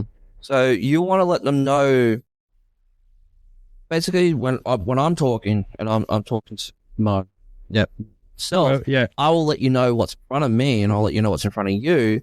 And if you're like, all right, cool, no worries, I will then turn to the other guys, try and open up my ears to the other side. Yeah, and to hear what's going on. Yeah, so I can give you that information. Yeah. If I'm just yelling, nothing's going to be receiving. I've just got to hear you. No, nothing's going to be. And I actually might have been lucky. No, it was actually coming at you. He was in the brick, and he was going like this. He was going back and forth, back and forth. Yeah. And I literally said, "Hey, pick a side, because you moving gives them the opportunity to make that extra bump. Yeah, that's and then they might set up for you for when you come out, and they'll blow your head off. Yeah, maybe post it up on you or something. And then that leaves me by myself on the island. Yeah, and then I've got to make that extra movement. And I'm like, oh shit. But if you're there with me and you're just stopping that, and then I can slowly come around, you can do your job. You're just keeping the zones. Yeah, and that's a lot of young people as well. They just don't have the discipline, and discipline is hard to teach. Yeah. Oh, without a doubt, it's hard to show and it's hard to teach because you want them to do a job. Yeah, and I had some patience with you. And I don't mean me. I mean like when I was trying to teach Dion from the Vikings, and I think it was Lachlan. We were trying to do a patience drill. They do just to let the other players come. So I just when I was training, because we're just doing 3v3s and 4v3s. Yeah, I just got in the mentality. Right, we're 2 points up. We've got 2.5 minutes of game time. So get this mentality in your head. They've got to come to you. We got off the break. I said, just imagine we've just left the break. Sven's gotten hit on the hopper. He's continued to play. He's got a minor. We're 2 players down. Yep. Sit. Control your zones. Keep talking. Let me know what you're shooting. Yep. Let me know what you got. Let me know when something moves, and stay on your zone. And just have patience. Let them come to you. Yeah, and that's when you see a break in the paint, get wide. I mean, look at some of the best teams. Look at Dynasty. Yeah. Look at Damage. They're so patient. They're just calm. Like there's no stress. There's no panic. Like teams that are fast and will get in your face and stuff like that. Yeah. Will work for them on certain layouts. Not on all. Oh, yeah, but that's what I'm saying. Teams can get right in your face real fast, real quick. But if you're a patient player, and then that player comes up to you, and those players start coming up, they're gonna start making mistakes. Yeah. They're gonna hang out a little too far out of a bunker.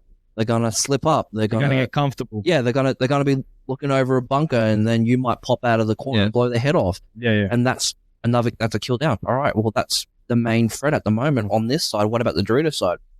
So, and that's just the cross-field communication. Yeah. It's all well and good to know how to shoot a gun. Everyone can shoot a gun. That's easy. Yeah. Everyone can pull the trigger. Everyone can get to the main bunker. Yeah. You know, it's what's beyond that. Yeah. So the way I see it, you can play 2-dimensional paintball, 3-dimensional.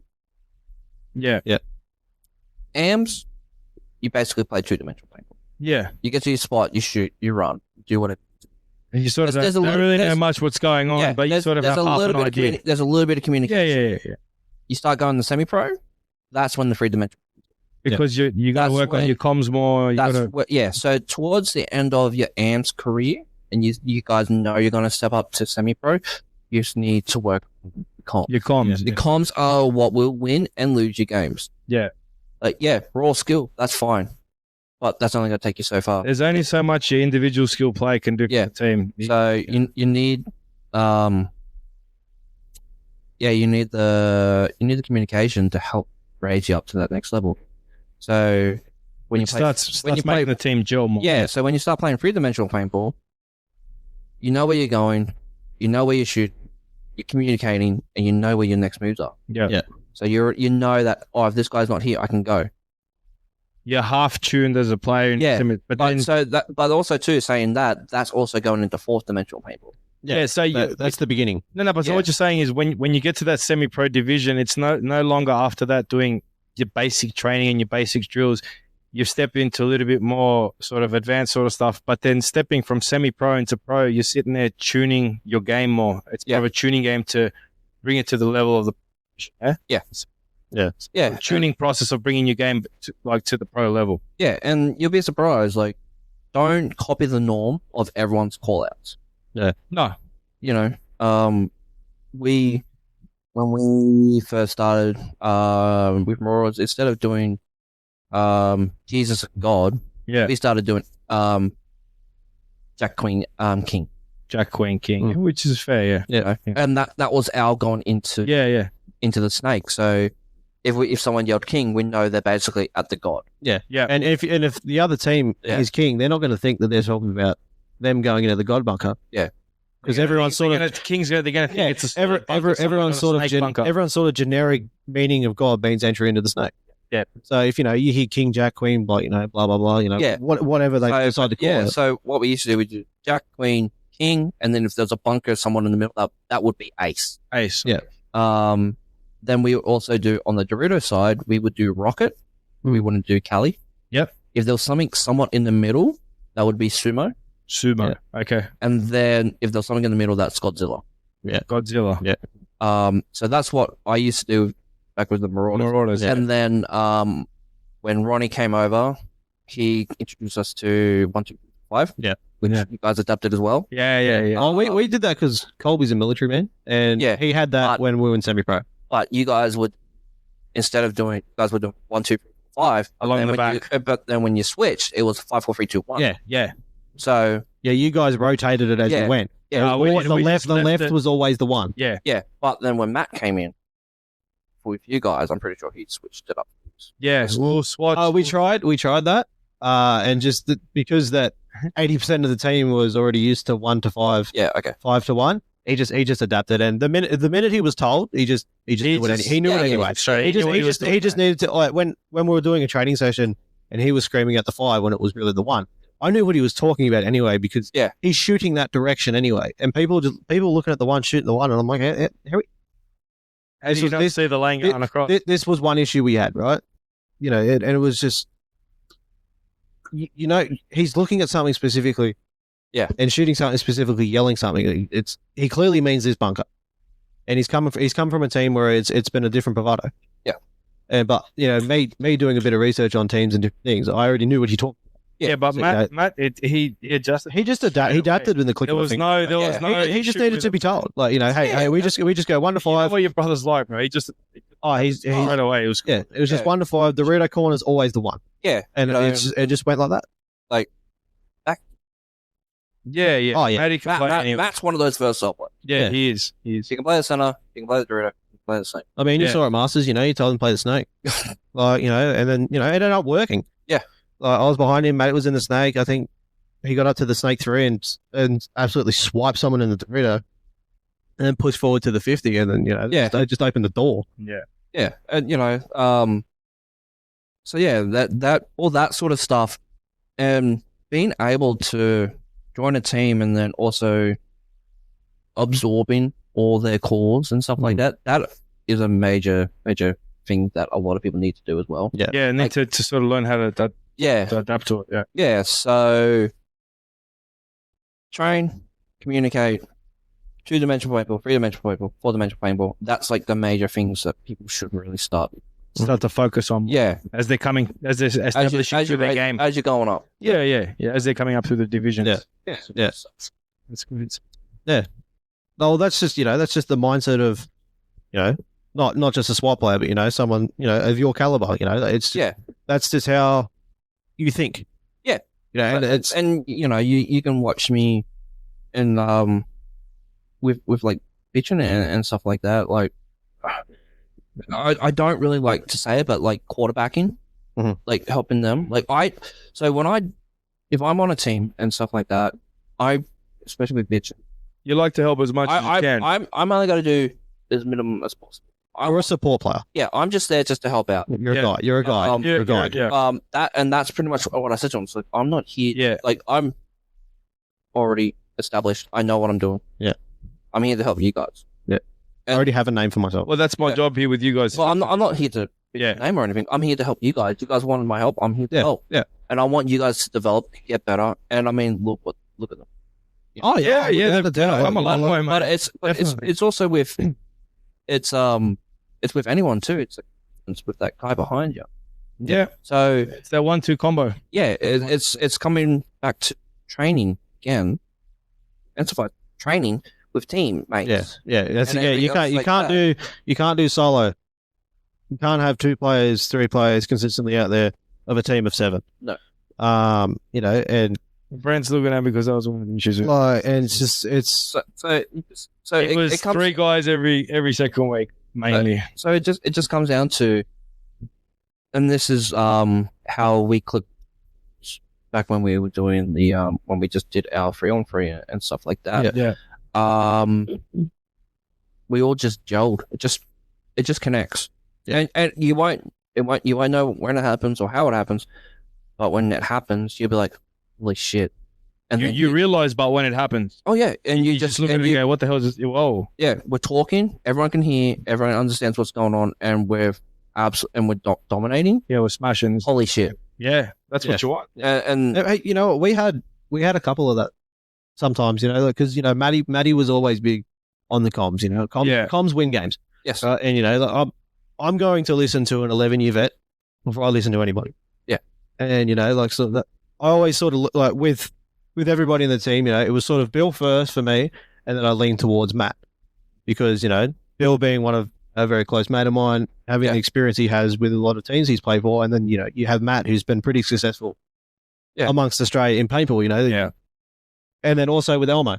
Yeah. Elmo would have been. that's why he was. I think he was good. I think that's why a lot of people are going to be shocked with it because we had such a big support system within the team. You had players of a high caliber. Even though you said yourself, even though you did play for SWAT, you helped us a lot. Oh yeah. Whether it was in the pits during a tournament, whatever it was, you were there. Always there. Like some of our pods would rattle. I noticed you'd be on your hands and knees, helping Renee fix them. Yeah. You didn't have to do that, but that's just that's the type of person you are, and that's why I think a lot of people will be saddened to hear that the assassins will be no more. Yeah. And it's a tough pill to swallow because I'm sure you miss playing for the Maroons. Oh shit, yeah. Like it's something that it was my first pro team. It was my first team in general. Yeah. I started with the Warriors AMs. Didn't play AMs, but and then I went to the Warriors semi-pro, and then barely a season into that, I got offered to play pro. Yeah. And it's but it's also too. It just shows you how much you've grown as a player from just coming up from the AMs, going to semi, and then being basically thrown in the deep end. It just shows you how much playing better people can help. Oh, that's right. Yeah. You've been playing for 2 years, 2.5 years, and you're already decent player. You know how to comm, you can play, you can gun battle, and everything else like that. I'll give them a bad shot. Yeah. And that's all you can do. Yeah. I'm a tyrant at the moment. I love being a tyrant. I love it. But that's you, right? Oh yeah. Back on 15. Whew. I was like, oh, No one's getting free points. I missed 15. That was fun. You know, I think would we 2 events at 15? 2. 2 events. It was Masters and then round one. No, round 1. And round 2? Did we play round 2 on 15? I don't think round 3 was 10 points. Yeah, round 3. round 3. Yeah, because Because they started trialing it after round 2. Yeah, they did that training. They did that training training session at 10:30, and obviously everybody loved it. Apparently, I went in the shop. I told Mike I hated it. Oh, I'd say it all the time. I can't stand it. Don't get me wrong. It's cool because you know you. But that's the thing about Australian paintball. I tell you, It was 15. It was different. I know, but I tell you what, younger bucks, 15 was. Oh yeah. If someone like him, 10.5, For I can someone just like run. me I can walk Who's through gone this. from 15 to 10.5, and I'm out there not going to hit. I'm like, yeah, this is my sort of more of my old school sort of style. Yeah. I like this pace. It's a good pace. I think the best part about 10.5, It's good for pension. especially as you know, my role's sort of like a 2 or a 3. So you know, I think the best part is Bill, like Colby or someone, they'll look, go, hey man, can you just cover this lane for me? And at 10.5, it's yeah man, I got this all day. You got 27 seconds with a 200 pot, like 200 capacity loader. Unload your I'm just sitting there, right? 15, hey man, you got this lane? Yeah, stop. And then you get back in the pits. Hey man, what happened? Bro, I ran out of paint. I got no paint in my pack. like 40 seconds into the point. I'm 20 seconds into pulling the trigger, and I've dumped 2 pods already, man. Like, but like that was, you could go out with 13 pods and still walk back in with 7. Oh, yeah. Okay. Like it was So ridiculous. Now on 10.5, do you shoot more? I shoot shit more paint. You carry more paint on the I field. carry more paint. So when I played two full rounds at 15. First ever time playing 15, and then the second time Didn't you I play had Masters? So he first played Masters time, once. and then so 3. So you We played played 3. Sorry, we played 3 full rounds. It obviously got smaller and smaller as I went. Yeah. I used to walk out with about 9 pods on average. Yep. Sometimes 8, sometimes 7, depending on how long it was. Yep. I'd probably still walk back in with. Yeah, so that's what I normally go out with 7. Yeah. But then, I mean, I haven't really, depending on the team, I guess I was playing against. Oh yeah, true. Like more you guys, I took extra pods. Yeah. Just because I know what you guys can do. You just want you need to Points going to run longer than normal. Yeah, and like my job mainly was just to stop the Dorito push. Yeah. Alex, Elmo, Matt, yourself. mainly. No. Yourself. No, there's no recognition. Oh, mate, when No, no. like, but every time but Cool. but you're mainly in the corner. You never really push Yeah. the Dorito. I'm talking about the guys that push the Dorito. Yeah, I was more of a 2. Yeah. Really a 2. Then every time. Yes. I still I laugh. think I only shot Ryan once throughout the season. I think he got me every other time. I don't remember if it was me or Elmo that clipped it out. Finals, Masters, first point. I don't know if it was me or Elmo. I believe it was Elmo because I think he was looking that direction. Hang on a minute. I think it was Elmo. Fuck me, man. Sitting in that corner for 4.5 minutes. That was a killer. Oh, man. Fuck. I was just sitting there. I don't even know if the boys in the pit heard me because I heard laughter. I'm like, man, can you just hurry up? This is just fucking killing me. Like, I can't get any smaller. I'm fat. Like, just hurry up. Yeah. And I don't know. I even spoke to Brendan Miller at Total War. I was like, man, look, I mean, no offense when I say it. I said, what the fuck took you so long? Yeah. And he's going, what do you mean? And I went, man, I said, you just couldn't hurry up. He's going, what are you talking about? I said, we barely had any paint for that finals, man. I said, and I blasted 9 pods sitting in that corner. Like, and I'm just like, can you just not hurry up? Like, because, me and Elmo weren't too worried about the snake. Yeah. Because there wasn't much that Ralphie could have done there. Yeah. Like, he probably could have went inside and then maybe come through the middle and, either traded out or eventually got both of us looking. Yeah. But the likelihood of that one was pretty low, so that's why he didn't do it. Yeah. I was just waiting for Jeremy and the Doritos, and once he hit that 50, I went, oh, here we go. I was going to bump to that Aztec. Yeah. But then I saw him at the 50 and I went, oh, here we go. Like, That would have been. No, it was Jeremy. Yeah, it was Jeremy. And I'm just sitting there, I'm just waiting for it, and then I watched Elmo walk out and I went, here we go. And it was fun walking out of that corner. I had Jeremy shooting me, I had Brandon shooting me, and I had Ralphie shooting me from over the top of the 50. That was a good wipe up, that one. Yeah. Oh, that was fun. I think Yeah. I think I got hit in the back of the head and the neck more times than my ass. And I copped about 7 in my ass. And you were complaining you wanted to meet Clint Johnson. There you go. Yeah, man. I want Clint. I want Clint to play with me. You get smashed in the back of the head. You just got Clint Johnson. I want to play with him. I'd rather have him on my team than play against him. Yeah, but he thinks paintball's soft at the moment. Some people like what happened. Some people don't. That's just a personal. Wow. I enjoyed it. I thought it was fun. Yeah, bring back the biff. Bring back the biff. I liked it. It was cool from both ends. A lot of people are going to disagree, but I think Fit started that. But it is what it is. Fit won the game. So Cyrus started. Hey, no. Hey, it's a mental part. Fit won the game. So Fit won the mental battle. So, yeah, it's exactly right. And, paintball is a mental game. Mentality is huge. Yeah. And, like you said before, going into that pit after a point where you just get absolutely clobbered or whatever happened during the point, someone got a penalty that wasn't necessarily meant to get. Penalty looks straight at me. And you walk back in the pit with angry. One. And it was a yellow. You oh, yeah, was it a Cops, was it? Cops was red.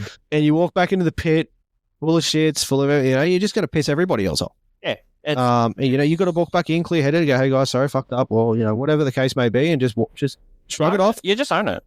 You know what? 0-0 game. That's something both of us have had to work on 100%. last year, right? Yeah. Is to come back into the pit, be level-headed, not blow up, even though you fucked up, right? Somehow you've done something wrong or you've messed up the point, to come back in and just shake it off and go, all right, look, sorry, I stuffed up here. What did I help me out? Do I sit this one and bring me on for the next point?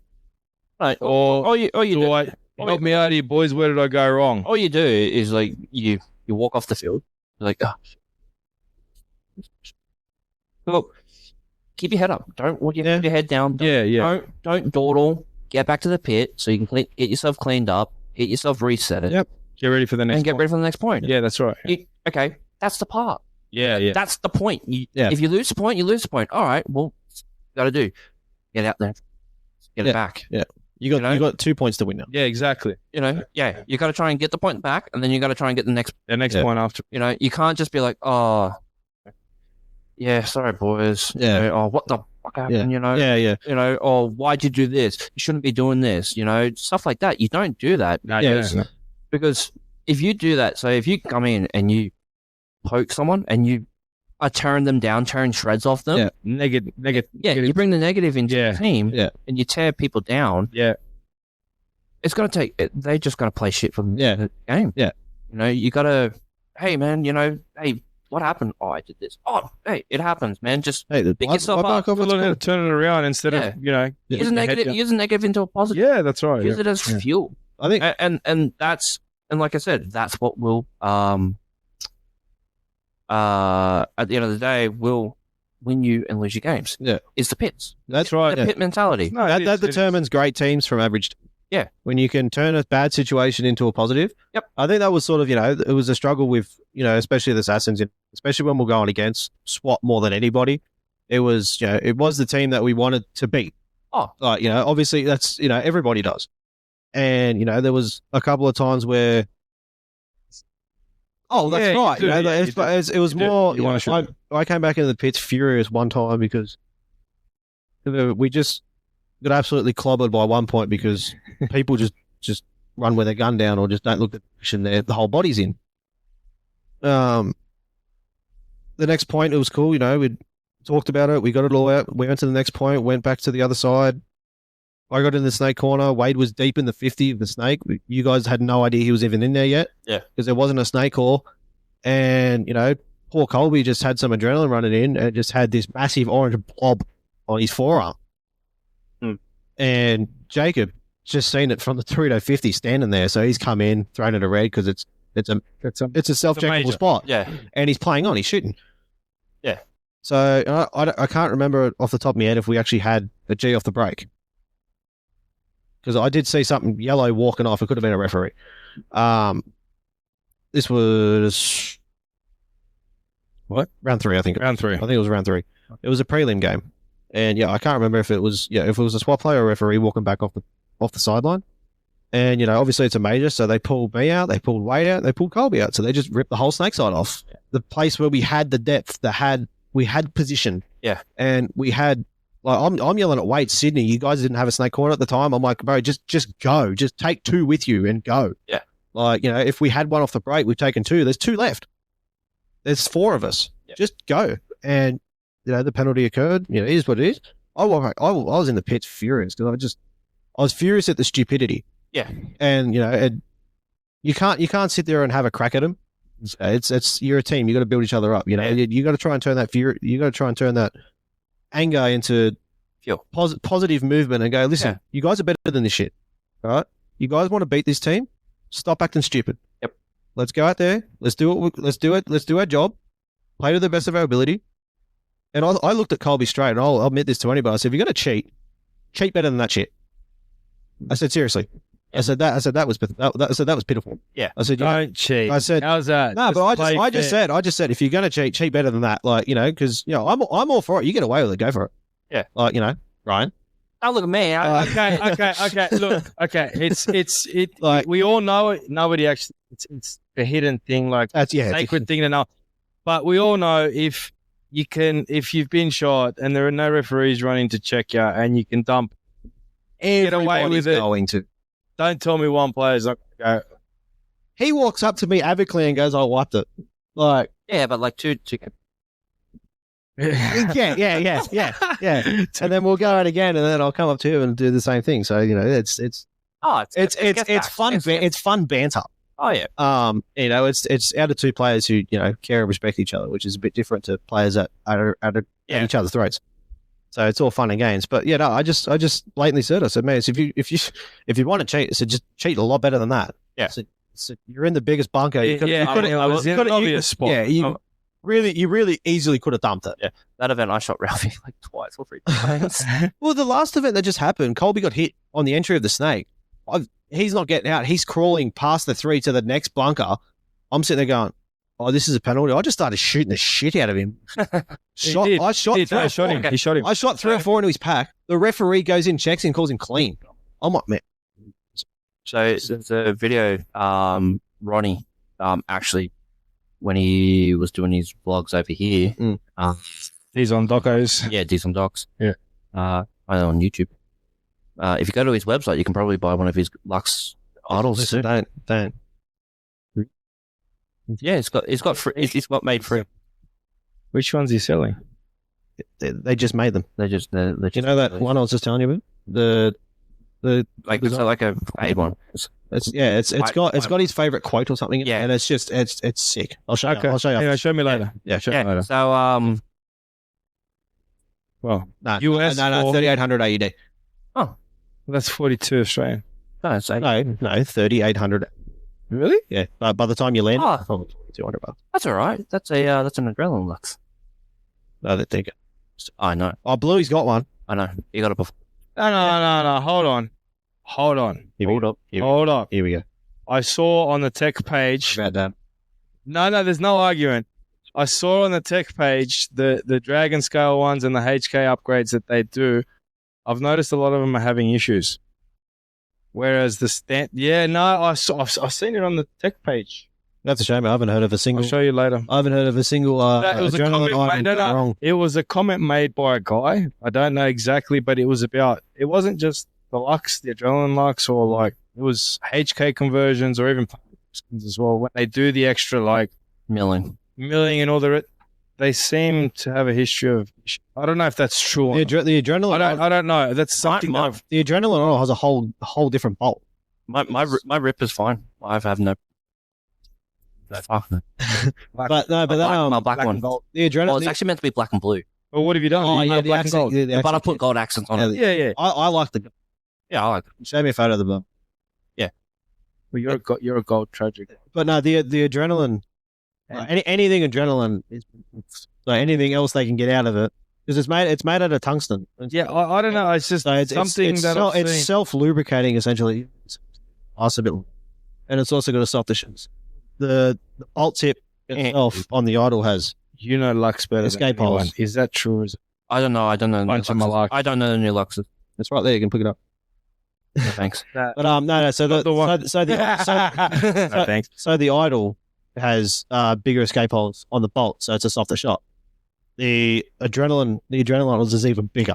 Okay. So it has and it's made out of tungsten instead of the. I'm sure there's a reason. I'm sure there's It's a a bit reason more you pay a slippery. little bit more for it. So there's It's a bit more slippery. It's a bit more. Yeah. They reckon it's Probably easier to maintain. Yeah, probably a soft probably. Oh yeah. because it's not. It's because if it's soft lube, Mate, it's just- that's pretty good. Well, not Those so. It's Idols just have more got a pretty slick soft shot. in Yeah, material. So there's just less drag. yeah. Is it worth 40? Is it worth 40 grand? Is it worth $4,000? Neither am I. I've already got my PS3. PS3. PS3. I've already got my CS3. CS3. We're getting there. I've got a GF3. I've got a Ether GF3. 3. No, but I'm saying your SWAT one is a CS3. Yeah. right? No, the Ether 3 was next on the list. So- Oh man, Pretty good. I'd love to see you play Sims. With an Ether 3? Please do it.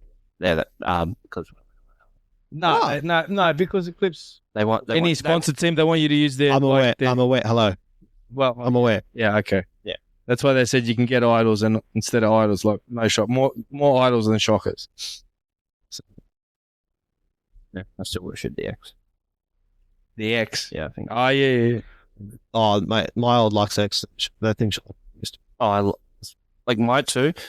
I absolutely love. You sold that, didn't you? Yeah, I sold it. remember when I told him. He nearly kicked my ass. Why did you want to buy it off him? No. He Oh. just said.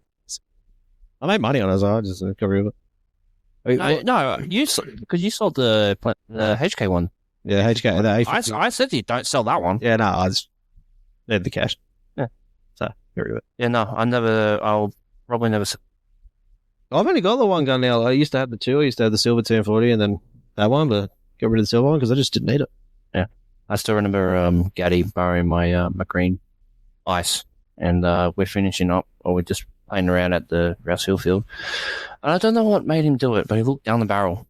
So did he pull the trigger? No, it was a really sensitive trigger, Oh, Here we go. and he went no, Straight in his- just one.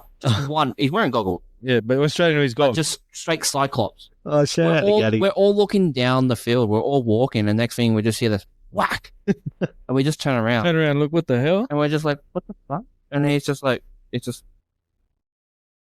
Take that. It's the dangerous end. it's just, and it's crack. This Turns around, he's like, perfect circles, just, and he's just orange circle right here, like, yep. yeah." Wow. Everyone just fucking laughed. Oh, how could you? Poor Gaddy. Like, Shout out to Gaddy. Yeah, He's shout out great. Gaddy. He's great. I uh, love Gaddy. And I think we'll cut the video just there. Really sorry, guys, to cut it short. On a good topic, too, we're talking about Gaddy and a few things that Gaddy's done around Ryan's time. So shout out, Gaddy. Hopefully get you on the show soon, dog. We really appreciate all you guys' support. Me and Bill, honestly, wouldn't be keeping this up if we didn't get so much commemoration and so much thanks from all you guys. So we really do appreciate everything you guys do for us and all the support and all the mentions you guys give us. Honestly, guys, please, if you have any pointers or anything you want to see on the show, anything you want to hear on the show, please don't be scared to drop me or Bill a DM. We really appreciate all the feedback we've gotten, all the harassment we've gotten for episode 3. So we guys, trust me, guys, we've listened to you and we've tried to get this out as quick as we can. This episode really went for about 5 hours of footage. So I've sort of cut it down into 2 episodes and I've tried to keep it just below that 2-hour threshold for you guys. So you still don't get too bored listening, hopefully. But we really want to thank our major sponsors of the show, paintballshop.com and Action Paintball. If you guys weren't sponsoring and weren't helping the show, we honestly wouldn't be where we are today. So we really appreciate the effort from the team of those 2 sponsors, Mike, John, Adam, and the rest. We really do appreciate all you guys do for us. And also, we really want to shout out Ryan again for coming all the way down and supporting the show and coming onto it. So honestly, guys, please, if you have anything you want to hear, anything you want to see on the show, please drop me a bill, a DM. We appreciate everything we hear from you guys, and we'll see you guys in episode 3, part 2. Thank you, guys.